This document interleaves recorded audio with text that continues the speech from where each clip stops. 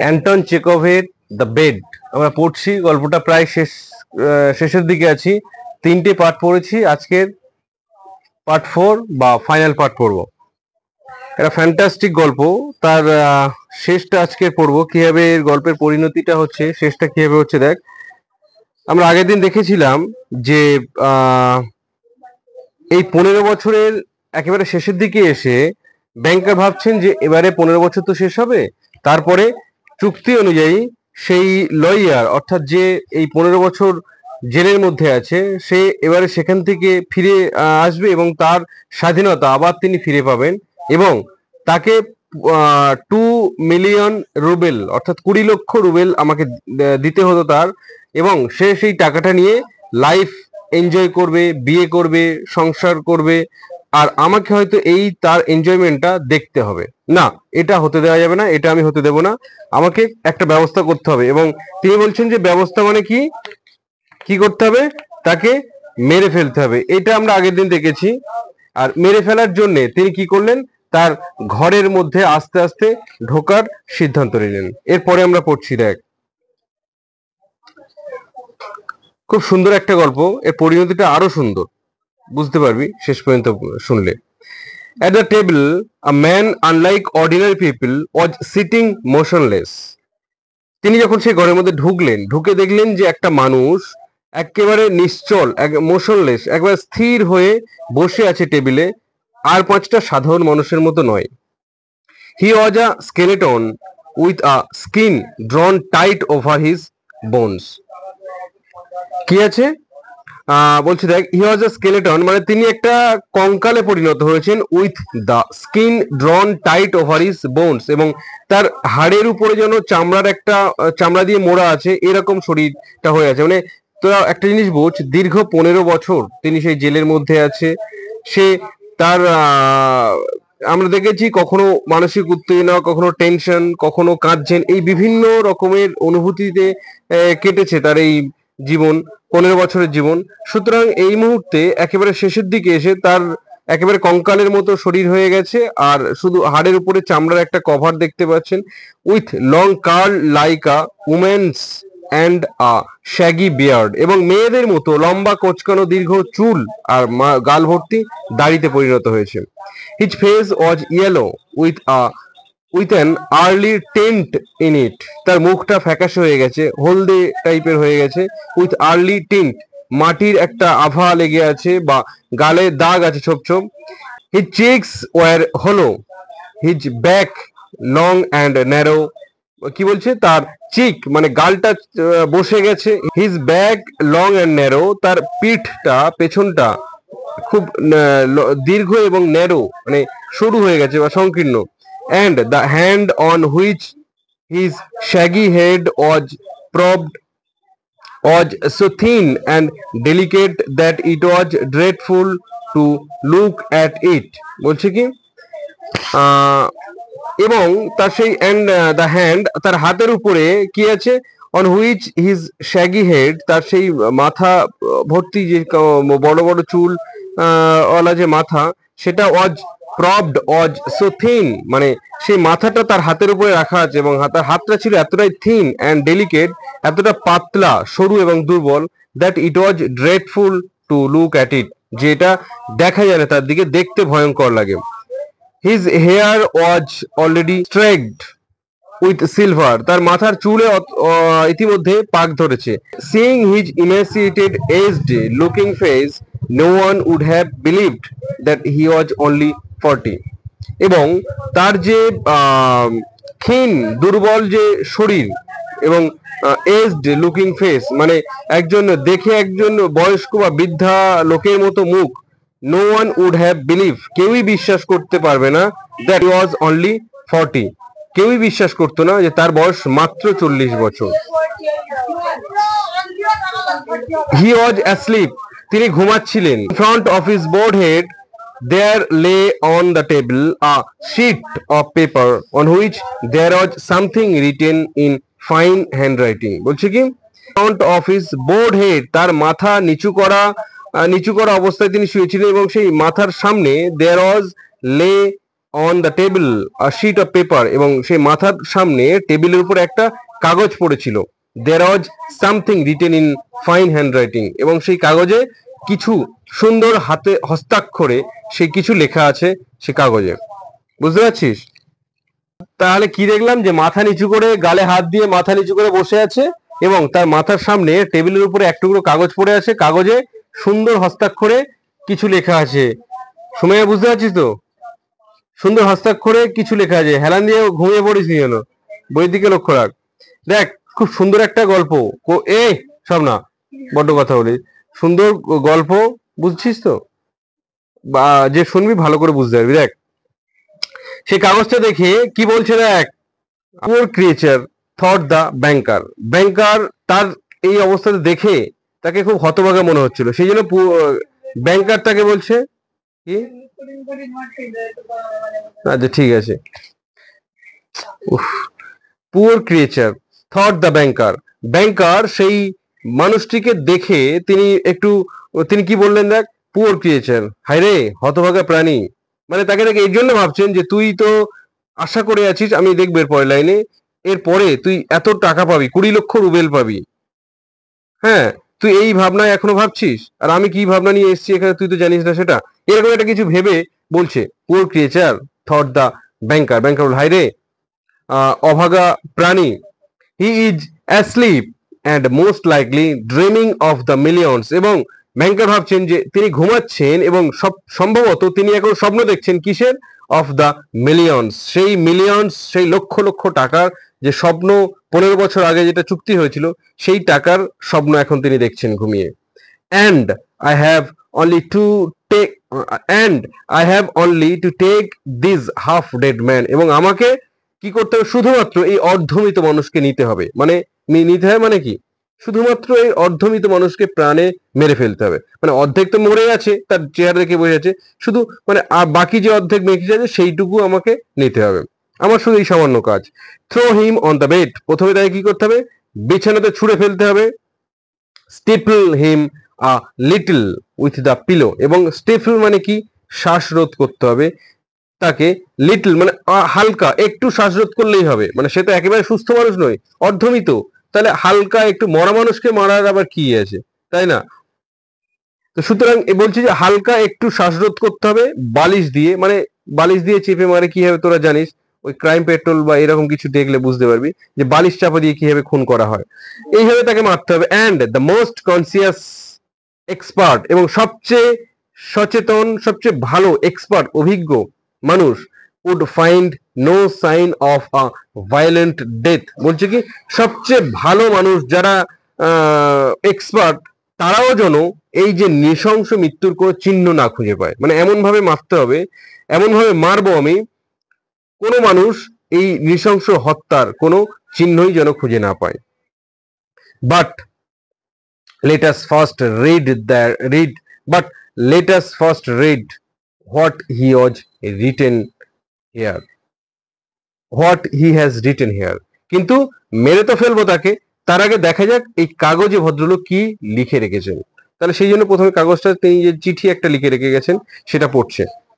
The banker took the page from the table and read as follows। Banker table থেকে সেই কাগজটি নিলেন এবং পড়লেন কি লেখা আছে।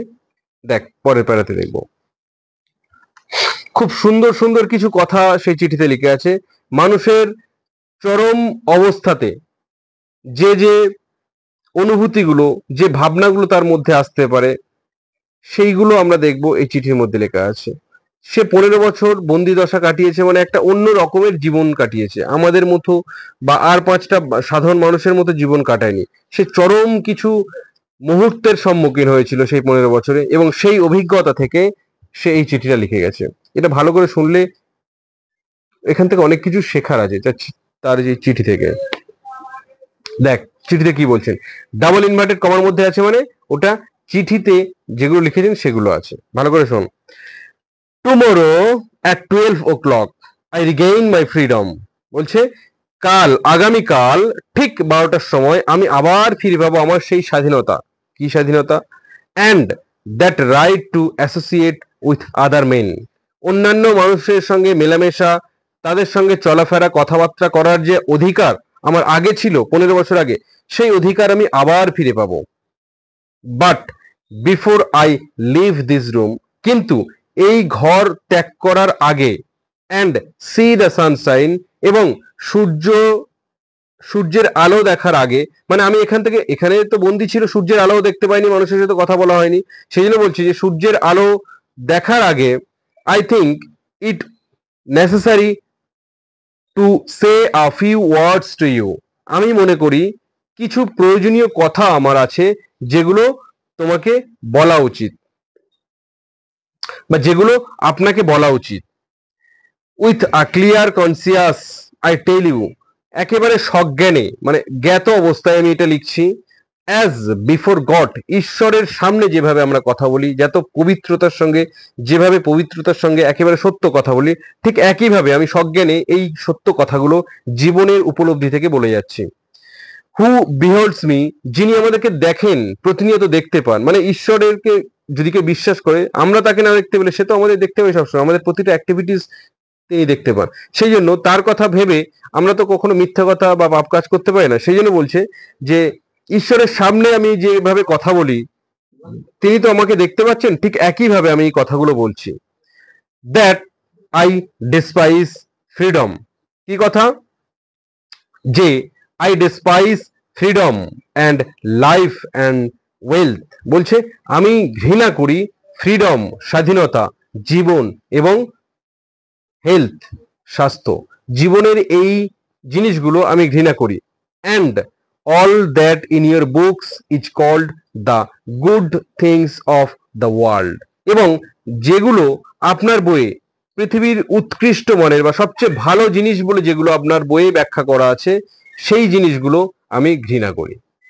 তাহলে তার জীবনের 15 বছরের বন্দিদশায় সে এই জিনিসগুলো উপলব্ধি করেছে, তাই না? অর্থই সব নয় মানুষের জীবনে, আরো কি কি উপলব্ধি আমরা পরে পড়বো। তাহলে এই উপলব্ধির পরে তিনি বলছে যে আমি স্বাধীনতা, আমি মানুষের জীবন, পার্থিব জীবন, আমি এত স্বাস্থ্য, এই সমস্ত কিছুই ঘৃণা করি, এবং ভালো ভালো যা কিছু আছে আপনার বইয়ে, আপনার দেয়া বইয়ে, সেইগুলোই আমি ঘৃণা করি। আরো আছে, for 15 years I have been intently studying earthly life, বলছে কি 15 বছর ধরে আমি খুব মনোযোগ সহকারে এই পার্থিব জীবন পড়েছি, পার্থিব জীবন নিয়ে আমি পড়াশোনা করেছি। ইট ইজ ট্রু, এটা সত্যি। I have not seen the earth নর মেন, আমি পৃথিবী দেখিনি অনেকদিন, পৃথিবীর মানুষজনের অনেকদিন দেখিনি।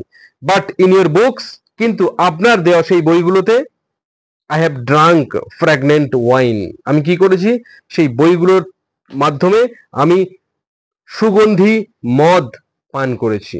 আই হ্যাভ সাং সংস, আমি গান শুনেছি বা গান গেয়েছি বা গান করেছি। আই হ্যাভ হান্টেড, শোন তারপরে, I have hunted stags and wild boars in the forests, সে পড়াশোনার মাধ্যমে সমস্ত কিছু উপলব্ধি হয়েছে তার, সেটাই দেখবো। এই বই পড়ার মাধ্যমে তিনি বলছে যে সুগন্ধি মদ পান করেছি, তারপরে তিনি গান করেছেন। I have hunted stags and wild boars in the forest, আমি জঙ্গলে গিয়ে হরিণ এবং শুয়োর মানে শিকার করেছি। আর কি করেছে? হ্যাভ লাভড উমেন, নারীদের ভালোবেসেছি। বিউটিজ অ্যাজ ইথারাল অ্যাজ ক্লাউডস, যারা সেই স্বপ্নীল মেঘেদের মতো ঘুরে বেড়ায়, তাদের আমি দেখতে পেয়েছি বা তাদের ভালোবেসেছি। Created by the magic of your poets and genius have visited me at night, কি বলছে? যেটা আপনার বইয়ে সেই ম্যাজিক মানে জাদু, কবিদের জাদুকরী ভাষায় যেগুলো বর্ণনা করা আছে, আমি সেগুলো পেয়েছি। আরো বলছে,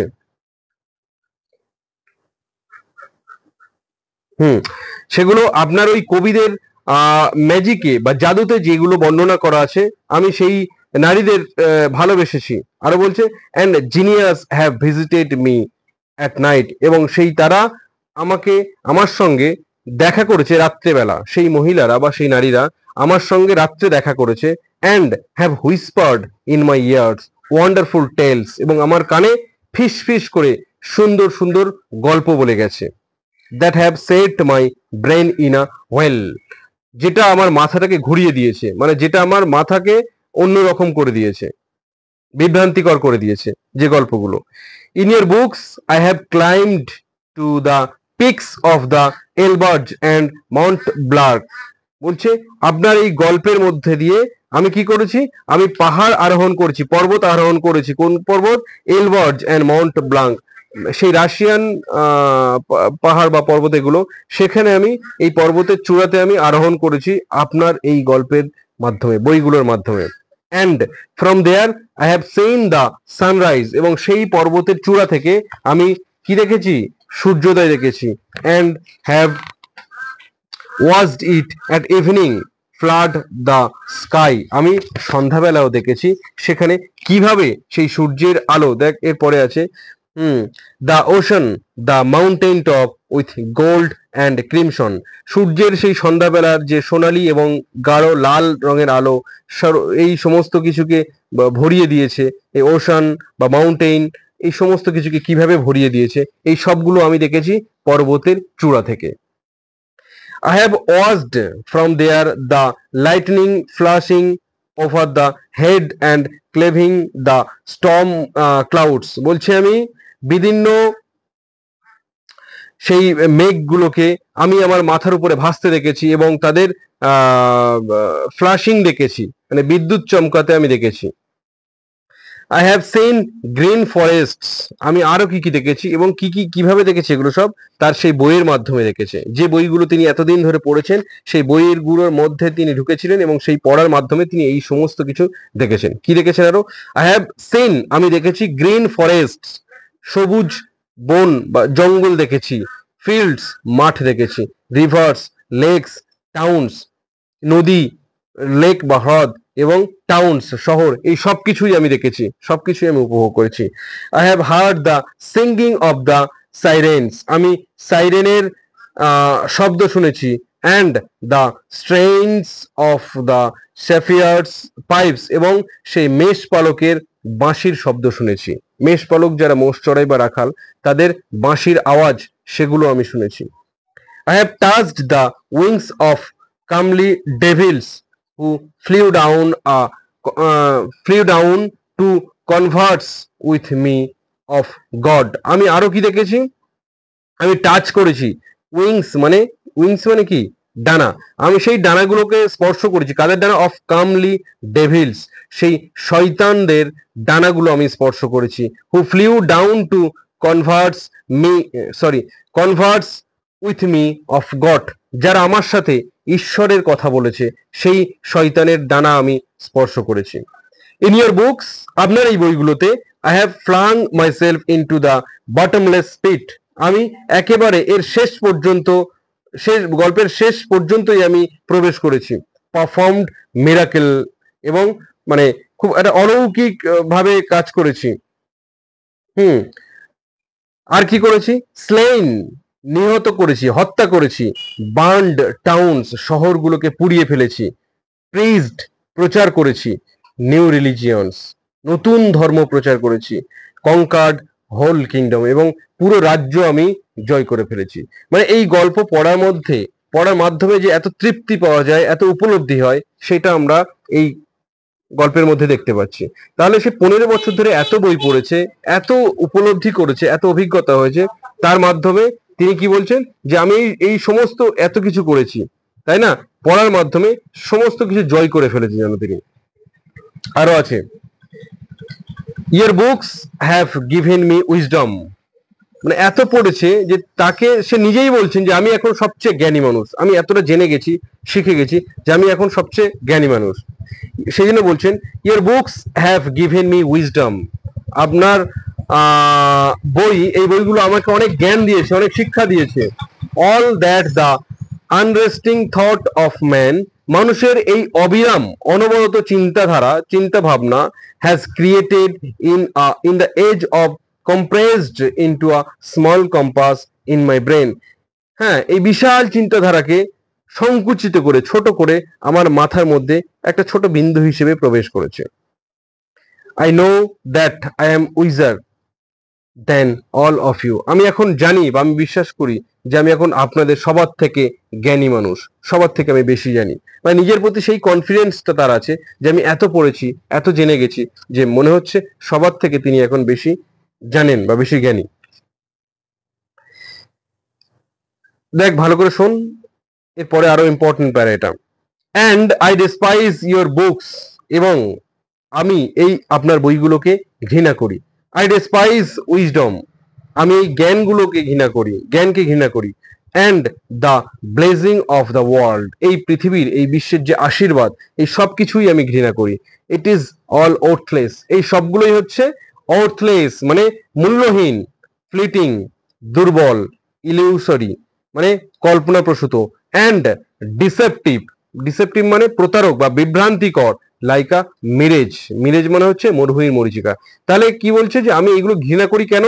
কারণ এগুলো হচ্ছে অর্থহীন, দুর্বল, এগুলো হচ্ছে কল্পনাপ্রসূত, অ্যান্ড মরুভূমির মরীচিকার মতো বিভ্রান্তিকর আমার কাছে।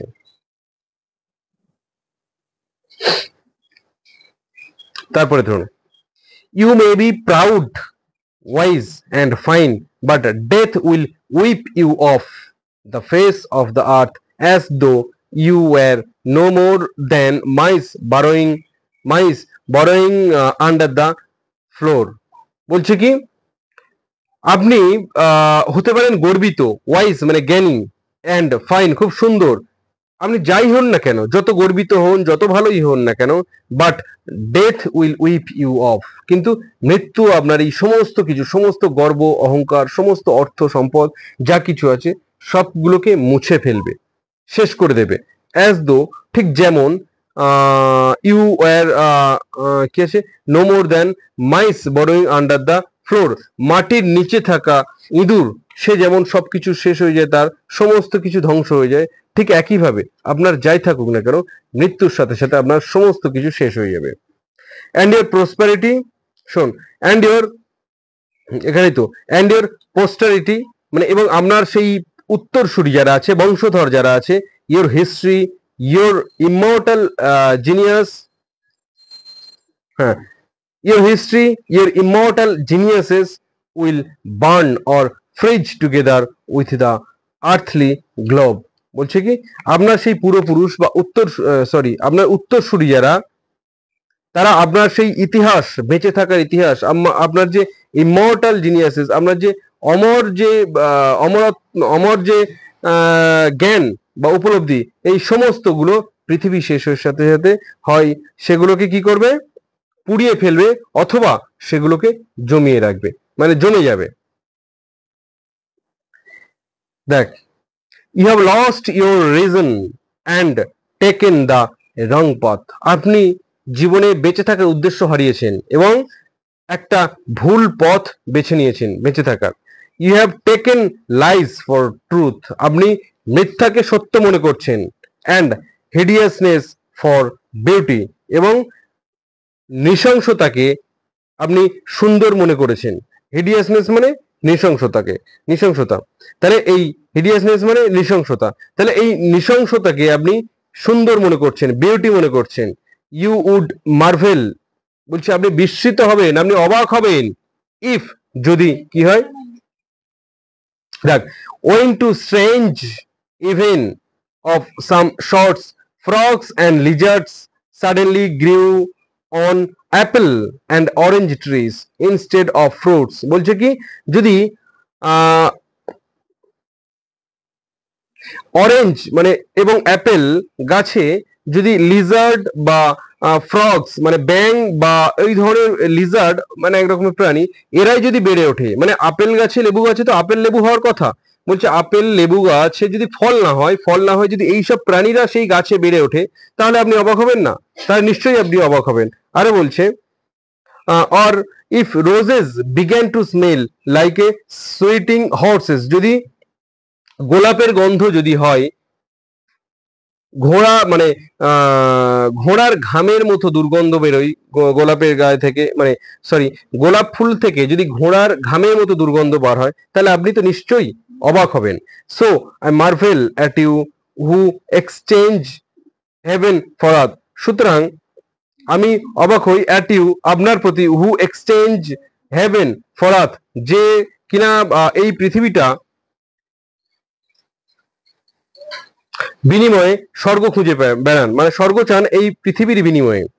I don't want to understand you, আমি আপনাকে বোঝাতে চাই না। কি বোঝাতে চাই না?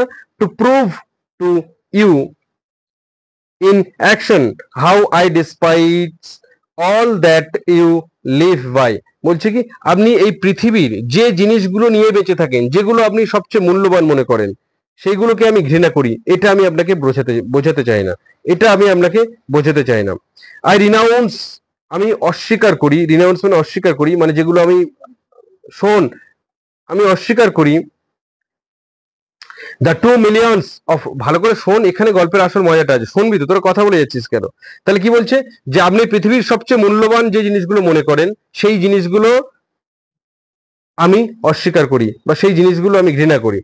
I renowned the 2 millions, renowned মানে অস্বীকার করা, আমি অস্বীকার করি দ্য 2 মিলিয়নস, সেই 2 মিলিয়ন রুবেলকে আমি অস্বীকার করি, of which I once dreamed as the paradise and which now I despise, যেগুলোকে আমি, সেই 20 লক্ষ যে রুবেল যেটার স্বপ্ন আমি একদিন দেখতাম, সেই 20 লক্ষ এখন আমি ঘৃণা করি।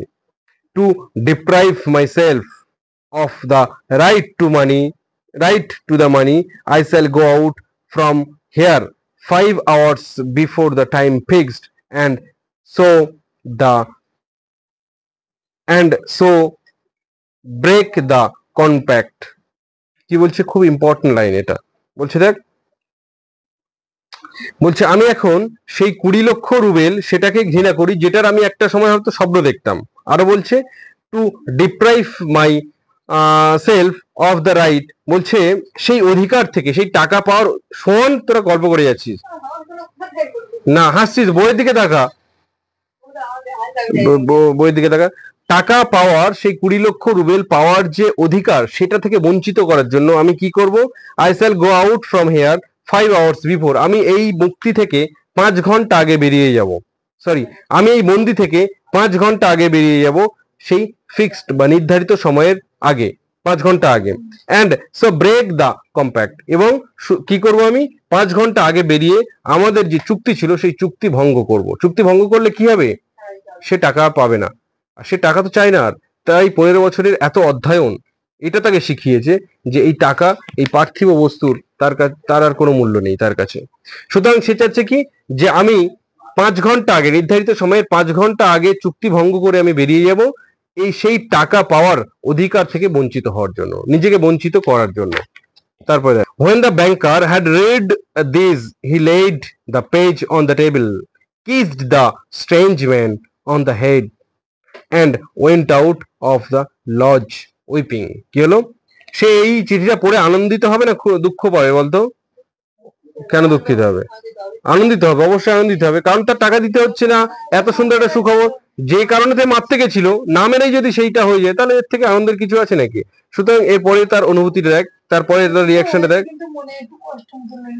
হ্যাঁ, বলছি কি, when the banker had read this, he laid the page on the table. শোন, যখন সেই ব্যাংকার সেই চিঠিটি পড়লেন, তিনি কি করলেন? পেজটি রাখলেন on the table, kissed the strange man on the head, সেই মানুষটির মাথায় একটা চুমু খেলেন। আহারে সোনা আমার, তুই আগে যদি এই কথাটা বলতিস, আমার তাহলে এত প্ল্যান করতে হতো না তোকে মারার জন্য, তাই না? And went out of the lodge weeping, এবং সেই লজ থেকে, সেই বাড়ি থেকে তিনি বেরিয়ে গেলেন। উইপিং মানে কি? কাঁদতে কাঁদতে। না, এটা দুঃখ যন্ত্রণা পেয়ে কাঁদছে না, আনন্দে কাঁদছে, যে এত টাকা আমাকে দিতে হতো, যে টাকা দেওয়ার জন্যে, মানে দিতে হবে এই দুঃস্বপ্নে আমার ঘুম আসছিল না, আমার মাথায় বিভিন্ন রকমের চিন্তা ঘুরছিল, আমি কিভাবে তাকে মেরে ফেলবো, এই রকম দুঃস্বপ্ন আমাকে দেখতে হয়েছিল। সেই সেই টাকাটা আমাকে আর দিতে হবে না, সুতরাং এই আনন্দ আর কে ধরে রাখে, তাই না? সে কাঁদতে কাঁদতে সেই লজ থেকে বেরিয়ে এলো। অ্যাট নো আদার টাইম, আর কখনোই হয়নি এরকম, even when he had lost heavily on the stock exchange, যখন স্টক এক্সচেঞ্জে, ওই স্টক মার্কেটে যখন তিনি বিশাল বড় লস বা ক্ষতি করেছেন, তখনও এই অনুভূতি তার হয়নি। had he felt so great contempt for himself, নিজের প্রতি এত ঘৃণা এর আগে তার কখনো হয়নি। আর তাহলে এখন ঘৃণা হচ্ছে কেন? যে মানে যে মানুষটি টাকার প্রতি কোনো লোভ নেই, সে টাকা নেবে না বলে চুক্তি ভঙ্গ করে বেরিয়ে যাবে 5 ঘন্টা আগে, আর সেই নিরীহ মানুষকে তিনি মারবে বলে এসেছিলেন, এটা ভেবে হয়তো তার একটা মানে পাপ মনে হচ্ছিল তার কাছে, তাই না? একটা ঘৃণা হচ্ছিল নিজের প্রতি, সেই জন্য হয়তো কাঁদছিল তিনি। শুধু যে আনন্দ তা না, একটা নিজের প্রতি মানুষ তো আলটিমেটলি একটা ঘৃণা বোধ তো হবে, তাই না? মানুষকে মারতে যাচ্ছে, এটা এটা জঘন্য একটা অপরাধ। সুতরাং সেইটা করতে যাচ্ছিল, সে কতটা নিচে নেমে গেছে, এটা তাহলে বুঝতে হবে। যাই হোক, when he got home, যখন তিনি বাড়িতে ফিরে গেলেন, he lay on his bed, তিনি তার বিছানাতে শুয়ে পড়লেন, but his tears and emotion kept him for hours from sleeping, কিন্তু তার সেই আবেগ এবং তার চোখের জল তাকে ঘন্টার পর ঘন্টা ঘুমাতে দিল না, তাকে জাগিয়ে রাখলেন, তাই না? তারপরে দেখ, next morning the watchman ran in with পেল ফেসেস, ঠিক পরের দিন সকালবেলা সেই ওয়াচম্যান যারা ছিলেন, ওয়াচম্যান তারা দৌড়ে এলেন, উইথ আ পেল ফেসেস মানে একটু হতাশ হয়ে বিবর্ণ মুখে তারা এলেন, and told him they had seen the man who lived in the lodge climbed out of the window into the garden, go to the gate and disappear. এবং তারা দৌড়ে এলেন, এসে কি সেই ব্যাংকারকে বলছেন, কি বলছেন?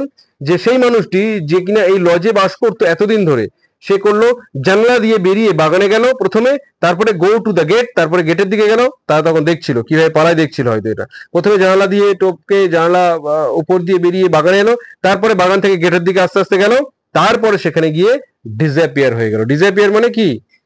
অদৃশ্য হয়ে গেল, আর দেখতে পেল না তাকে।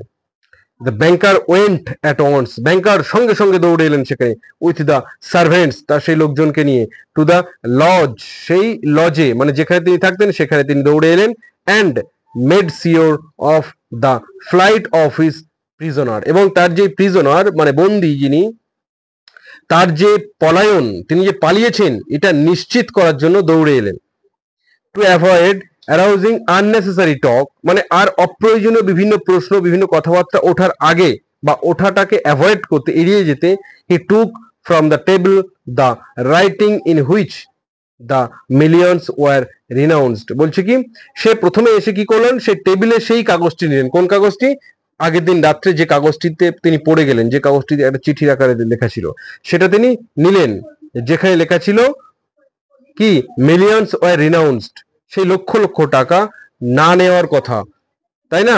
And when he got home, যখন তিনি বাড়ি গেলেন, লকড ইট আপ, সেই চিঠিটি ভালো করে যত্ন করে রাখলেন, in the fire proof safe, আগুন নিরোধক একটা সেফ বা একটা সিন্ধুকে তিনি রেখে দিলেন যত্ন করে, যেখানে আগুনও প্রবেশ করতে পারবে না, কারণ সেটাই তার কাছে সবচেয়ে বড় প্রমাণ যে সেই মানুষটি চুক্তি ভঙ্গ করেছেন এবং সে এখন টাকা পাওয়ার যোগ্যতা হারিয়েছেন। বুঝতে পারলাম? এটাই সেই ব্যাংকার চাইতেন এবং সেটাই সে এখন হাতে পেয়েছেন, সুতরাং সেটাই তার কাছে এখন অনেক বড় একটা প্রমাণ, সেই জন্য সেটা যত্ন করে রেখে দিলেন। এখানেই গল্পটা শেষ। তাহলে এখান থেকে কি বুঝলি? যে এই পার্থিব সম্পদ এটাই মানুষের কাছে সবকিছু নয়, কিন্তু জীবনের আরো কিছু উপলব্ধি আছে যেগুলো আমরা বই থেকে পাই, সেই উপলব্ধিগুলো, তাই না? শুধুমাত্র টাকা বা অর্থ এটাই জীবন নয়, মানুষের আনন্দ বা তৃপ্তি বা শান্তি সেগুলো অন্যভাবেও হতে পারে।